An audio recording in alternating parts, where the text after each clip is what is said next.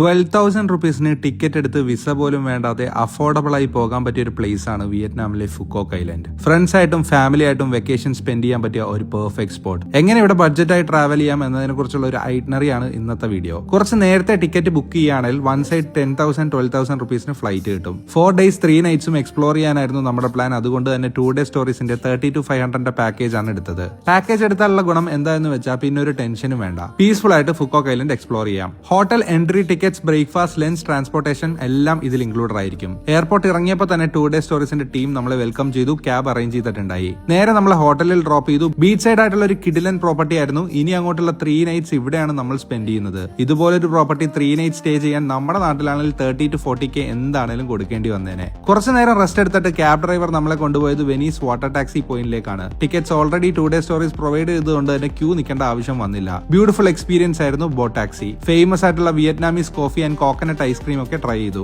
Sea food ഇഷ്ടപ്പെടുന്നവർക്ക് perfect സ്പോട്ടാണിത്. Next day രാവിലെ തന്നെ ക്യാബ് ഡ്രൈവർ നമ്മളെ ഡ്രോപ്പ് ചെയ്തത് വിൻപേൾ സഫാരി പോയിന്റിലാണ്. ക്യൂ നിൽക്കേണ്ടി വന്നില്ല. ഓൾറെഡി ടിക്കറ്റ്സ് നമുക്ക് അയച്ചു തന്നിട്ടുണ്ടായി. കാടിന്റെ ഉള്ളിലൂടെ നടന്നിട്ടുള്ള ഫോറസ്റ്റ് സഫാരി. കുറെ ബേർഡ്സിനെയും ആനിമൽസിനെയും ഒക്കെ നമുക്ക് സ്പോട്ട് ചെയ്യാൻ കഴിഞ്ഞു. നല്ലൊരു എക്സ്പീരിയൻസ് ആയിരുന്നു. ചെറിയ കുട്ടികൾക്കൊക്കെ എന്താണേലും ഇഷ്ടമാകും. അവിടെ നിന്ന് പിന്നെ നമ്മൾ നേരെ പോയത് വിൻ വണ്ടേഴ്സിലേക്കാണ്. വിയറ്റ്നാമിലെ തന്നെ largest theme park. Architecture design ഒക്കെ ഡിസ്നി ലാൻഡ് ഫീൽ ആണ് തന്നത്. ഇതിന്റെ ഉള്ളിൽ കുറെ ആക്ടിവിറ്റീസ് ഉണ്ട്. ടൈം പോകുന്നതേ അറിയില്ല. നമുക്കുള്ള ബൊഫെ ഇവിടെ അറേഞ്ച് ചെയ്തിട്ടുണ്ടായി. അൺലിമിറ്റഡ് സീ ഫുഡ് എക്സ്പീരിയൻസ് ആയിരുന്നു. 3rd day island tour experience ആയിരുന്നു. 4 ഡിഫറെന്റ് ഐലൻഡ്സിൽ നമ്മളെ കൊണ്ടുപോകും. ഓരോ ആക്ടിവിറ്റീസും ഓരോ ഐലൻഡിലാണ് പ്ലാൻ ചെയ്തേക്കുന്നത്. സ്ക്യൂബ ഡൈവിംഗ്, സ്നോർക്കലിംഗ്, പാരാസൈലിംഗ് ഒക്കെ നമുക്ക് ഇൻട്രസ്റ്റ് ഉണ്ടെങ്കിൽ എക്സ്പീരിയൻസ് ചെയ്യാം. ലാസ്റ്റ് പോയ ഐലൻഡിൽ നമുക്ക് അടിപൊളി ബൊഫെ അറേഞ്ച് ചെയ്തിട്ടുണ്ടായി. ഫുഡ് കഴിച്ചൊന്ന് റിലാക്സ് ചെയ്യാൻ വേണ്ടി അക്വട്ടോപ്പിയ വാട്ടർ തീം പാർക്കും ഉണ്ടായി. ഇത്ര നേരം കടലിലൂടെ ട്രാവൽ ചെയ്ത ക്ഷീണം ഇവിടെ കയറി കഴിഞ്ഞപ്പോൾ റിഫ്രഷ് ആയി. തിരിച്ചു വന്ന സ്ഥലത്തേക്ക് പോകുന്നത് സ്പീഡ് ബോട്ടിലല്ല, കേബിൾ കാറിലായിരുന്നു. 25 minutes കേബിൾ കാറിലൂടെയുള്ള യാത്ര സൂപ്പർ എക്സ്പീരിയൻസ് ആയിരുന്നു. ഒരു ഡ്രോൺ വിഷ്വൽ പോലെ ഫുക്കോക്ക് ഐലൻഡിന്റെ വ്യൂ